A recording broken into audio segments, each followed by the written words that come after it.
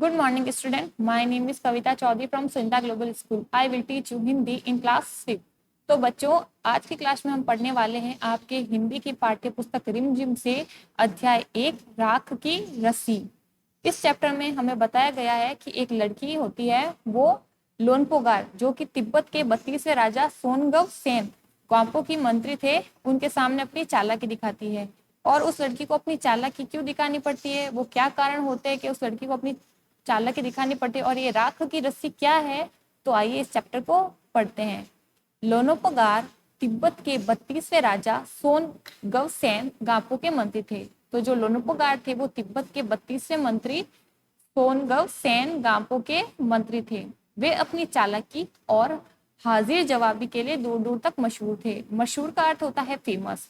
तो जो लोनोपोगार थे ना, वो क्या थे, अपनी चालाकी के लिए, यानी वो बहुत ही क्लेवर थे, बहुत ही चतुर थे। और हाजिर जवाबी का अर्थ होता है जैसे उनसे कोई प्रश्न पूछो तो वे झट से उसका उत्तर दे देते थे, इसलिए वो दूर दूर तक मशहूर थे। कोई उनके सामने टिकता ना था, यानी वो इतने होशियार थे कि उनके सामने तो और कोई दूसरा होशियार था ही नहीं, इसलिए कोई भी उनके सामने टिकता ही ना था। चैन से जिंदगी चल रही थी। तो जो लोनोपोगार थे ना, उनकी जिंदगी कैसे चल रही थी, चैन से चल रही थी, यानी मजे से चल रही थी। मगर जब से उनका बेटा बड़ा हुआ था, उनके लिए चिंता का विषय बना हुआ था। तो लोनोपोगार का एक बेटा था, जब से वो बड़ा हो गया था, लोनोपोगार के लिए चिंता का विषय था। कारण यह था कि वह बहुत भोला था। वो क्या था, बहुत ज्यादा भोला था। होशियारी उससे छूकर भी नहीं गई थी, यानी वो इतना भोला था कि होशियारी उससे छूकर भी नहीं गई थी, होशियारी उसे छूकर भी नहीं गई थी। लोनोपोगार ने सोचा, मेरा बेटा बहुत सीधा साधा है, मेरे बाद इसका काम कैसे चलेगा। तो लोनोपोगार जो था वो एकदम टेंशन हो गई उसको कि मेरा जो बेटा है बहुत सीधा साधा है, अब ये दुनिया में कैसे रहेगा, कई लोग इसके साथ कुछ बुरा वगैरह नहीं कर दे, तो मेरे बाद इसका क्या होगा। यही सोच सोच कर लोनोपोगार जो था वो चिंतित था। एक दिन लोनोपोगार ने अपने बेटे को 100 भेड़ें देते हुए कहा, तुम इन्हें लेकर शहर जाओ। तो लोनोपोगार जो था ना, उसने एक दिन क्या किया, उसने अपने बेटे को 100 भेड़ें दी और 100 भेड़ें देकर कहा कि जाओ इन्हें लेकर तुम शहर जाओ, मगर इन्हें मारना या बेचना नहीं, कि मैं तुम्हें 100 जो भेड़े हैं वो दे तो रहा हूँ, ना तो इनको मारना और ना ही इन्हें कहीं बेचना, इन्हें वापस लाना 100 जौ के बोरों के साथ। यानी अब उसे भेड़ों, यानी 100 भेड़ों को तो लाना ही था, और क्या लाना था, साथ में 100 जौ के बोरे लाने थे। अब जौ क्या होता है, जौ एक तरह का अनाज होता है, जैसे गेहूं बाजरा होता है, उसी प्रकार जौ भी एक अनाज होता है, वरना मैं तुम्हें घर में नहीं घुसने दूंगा। अब उसने एक तो पहले 100 भेड़ें दी, उसके साथ उसे वापस भी आना था, पर उन्हें मारना या बेचना नहीं था, और उसके साथ उसे क्या लाने थे, 100 बोरे जौ भी लाने थे। अगर वो 100 बोरे जौ नहीं लेकर आया लोनोपोगार का बेटा, तो लोनोपोगार ने कहा था कि मैं तुझे घर में घुसने भी नहीं दूंगा। इसके बाद उन्होंने बेटे को शहर की तरफ रवाना किया। उसके बाद जो लोनोपोगार का बेटा था वो शहर की तरफ 100 भेड़ों को लेकर रवाना हो गया। लोनोपोगार का जो बेटा है वो शहर पहुंच गया। तो लोनोपोगार का बेटा शहर पहुंच गया, मगर इतने बोरे जौ खरीदने के लिए उसके पास रुपए ही कहाँ थे। यानी लोनोपोगार ने अपने बेटे को शहर भेज दिया, साथ में 100 भेड़ों को भी भेज दिया, पर उसको पैसे नहीं दिए थे। अब उसे क्या करना था, 100 जो बोरे हैं, 100 जौ के बोरे वो खरीदने थे, पर उसके पास पैसे नहीं थे। वह इसी समस्या पर सोचने विचारने के लिए सड़क किनारे बैठ गया। अब वो सोच रहा था कि मैं कैसे 100 जौ के बोरे वो कैसे खरीदूंगा, इसलिए वो सड़क किनारे जाकर बैठ गया और कुछ सोचने लगा, मगर कोई हल उसकी समझ में ही नहीं आ रहा था कि वो कैसे 100 जौ के बोरे खरीदेगा। उसके मन में कोई भी हल नहीं आ रहा था। वो बहुत दुखी था, यानी वो बहुत दुखी हो गया, सैड हो गया कि अगर 100 जौ के बोरे 100 भेड़ों के साथ नहीं लेकर गया तो पिता जो है घर में घुसने नहीं देंगे। तभी एक लड़की उसके सामने आ खड़ी हुई। क्या बात है, तुम इतने दुखी क्यों हो। तभी इतना सोच विचार कर रहा था, तभी एक लड़की उसके सामने आ गई और उससे क्या पूछा, क्या बात है, तुम इतने दुखी क्यों हो। लोनोपोगार के बेटे ने अपना हाल क सुनाया। जैसे उस लड़की ने पूछा कि तुम इतने दुखी क्यों हो, तो लोनोपोगार का जो बेटा था ना, उसने अपना जो भी हाल था, यानी उसके पिताजी ने उसको जो जो भी बात बताई थी, उसने उस लड़की को बता दी। इसमें इतना दुखी होने की कोई बात नहीं है। तो लड़की ने उसकी बात सुनकर क्या बोला, इसमें इतना दुखी होने की कोई बात नहीं है, मैं इसका हल निकाल दूंगी, यानी मैं जो है तुम्हें 100 जौ के बोरे दिलवा दूंगी, इसका हल मैं तुम्हें निकलवा दूंगी। इतना कहकर लड़की ने भेड़ों के बाल उतारे। अब लड़की तो थी बहुत चतुर, यानी बहुत स्मार्ट। उसने क्या किया, जो भेड़े थी 100 भेड़े, उसके बाल उतारे और उन्हें बाजार यानी मार्केट में बेच दिया। जैसा कि आपको पता है भेड़ों के बालों से हमें ऊन मिलती है, तो उसने क्या किया, भेड़ों के बालों को उतारा और बाजार में बेच दिया। जो रुपए मिले उनसे 100 के उनसे मतलब जो रुपए मिले उससे जौ के 100 बोरे खरीद कर उसे घर वापस भेज दिया। अब लड़की ने क्या किया, पहले तो भेड़ों के बाल उतारे, फिर बाल उतार कर जो पैसे मिले थे उससे 100 जौ के बोरे खरीद कर उस लड़के को दिए और उसे घर भेज दिया। लोनुपुगार के बेटे को लगा कि उसके पिता अब बहुत खुश होंगे। तो लोनुपुगार का बेटा था कि जो उसने सोचा कि पिताजी ने मुझे कहा था कि भेड़े भी लेकर जानी है, उसके साथ में अगर आओ तो 100 जौ के बोरे भी लेकर आने हैं। तो लोनुपुगार का जो बेटा था उसे लगा कि पिता बहुत खुश होंगे, मगर उसकी आप बीती पर उन्होंने ध्यान ही नहीं दिया। वे उठकर कमरे से बाहर खड़े हो गए। मतलब वो लेकर भी आया 100 जौ के बोरे, पर उसके पिता ने उसकी आप बीती पर, आप बीती का अर्थ कि उसके उस पर क्या गुजरी होगी कि जब उसके पिता ने उसको बिना पैसे दिए कहा था कि तुम 100 जौ के बोरे लेकर आना, तो ये सुना नहीं और वो उठकर कमरे से बाहर चले गए। दूसरे दिन उन्होंने अपने बेटे को बुलाकर कहा, यानी लोनुपुकार जो थे ना, उन्होंने अपने बेटे को दूसरे दिन फिर से बुलाया और कहा, पिछली बार भेड़ों के बाल उतार कर बेचना मुझे जरा भी पसंद नहीं आया, कि पिछली बार भेड़ों के बाल जो तुमने उतारे थे ना, मुझे जरा भी पसंद नहीं आया। अब तुम दोबारा उन्हीं भेड़ों को लेकर जाओ, उनके साथ जौ के 100 बोरे लेकर ही लौटना। अब क्या किया लोनुपुगार ने दूसरे दिन, के जाओ ये 100 भेड़े हैं इनको वापस लेके आओ और उसके साथ अब फिर से जौ के 100 बोरे लेकर आना और लेकर ही लौटना है। एक बार फिर निराश लोनुपुगार का बेटा शहर में उसी जगह पर जा बैठा। तो वापस से शहर गया लोनुपुगार का बेटा और उसी जगह पर जा बैठा। ना जाने क्यों उसे यकीन था कि वह जो लड़की थी ना, जो स्मार्ट लड़की थी, चतुर लड़की थी, वह उसकी मदद के लिए जरूर आएगी। और हुआ भी ऐसा ही, वह लड़की आई। उसने अपनी मुश्किल को सुनाई। उस लड़के ने फिर से अपनी मुश्किल, जो लोनुपुगार का बेटा था उसने अपनी फिर से जो प्रॉब्लम थी उस लड़की को बताई कि इस बार मेरे पिता ने मुझे क्या कहा है कि 100 बोरे फिर से लेकर आने हैं। उसने उससे अपनी मुश्किल कह सुनाई। अब तो बिना जौ के 100 बोरों के मेरे पिता मुझे घर में नहीं घुसने देंगे। लड़की सोचकर बोली, एक तरीका है। अब लड़की तो थी स्मार्ट, उसने बोला फिर से कि एक तरीका है। उसने भेड़ों के सींग काट दिए। पहले जब 100 बोरे लाने थे तो लड़की ने उनके बाल उतार दिए भेड़ों के। अब उसने क्या किया, उसने भेड़ों के सींग काट दिए। उन्हें बेचकर जो रुपए मिले उससे उनसे उसने 100 बोरे जौ खरीदे।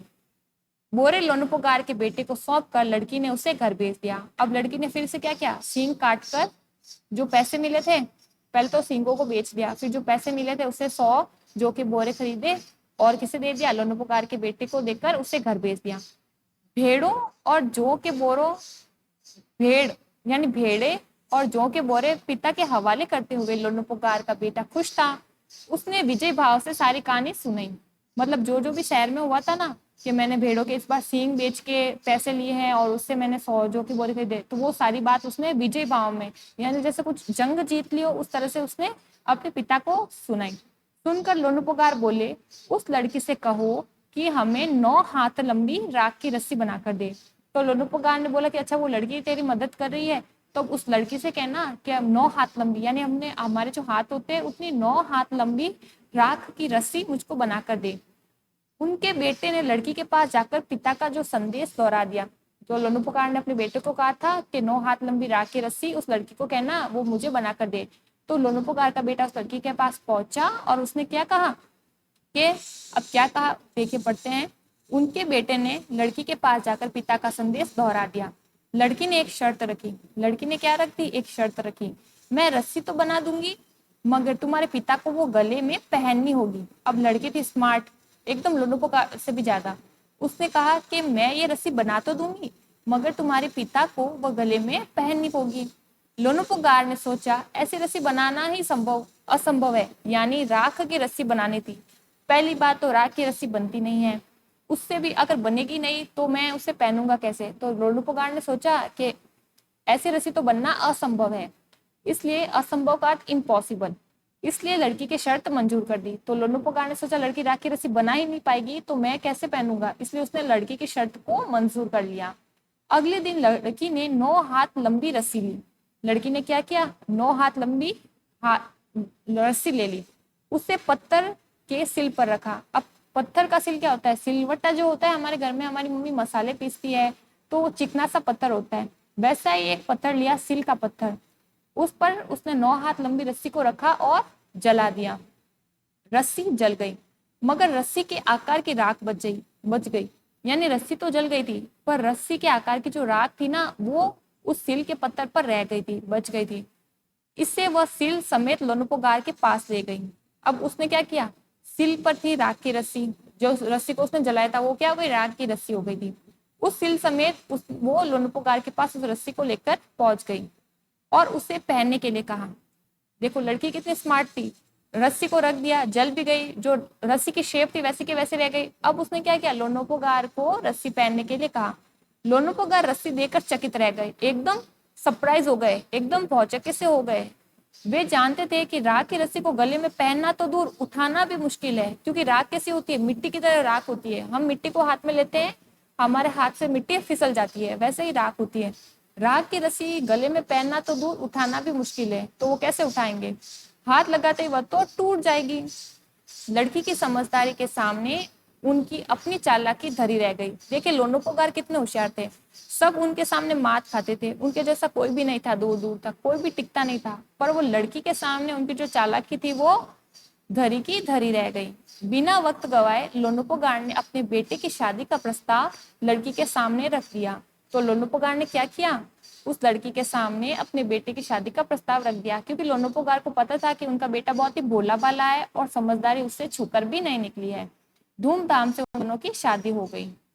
तो इस चैप्टर में हमने क्या पढ़ा कि लोनुपोगार नाम का एक मंत्री होता है जो बहुत ही होशियार होता है, और कोई भी प्रश्न पूछो तो वो जल्दी से उसकी हाजिर जवाबी दे देता है, पर वो अपने बेटे के लिए चिंतित होता है।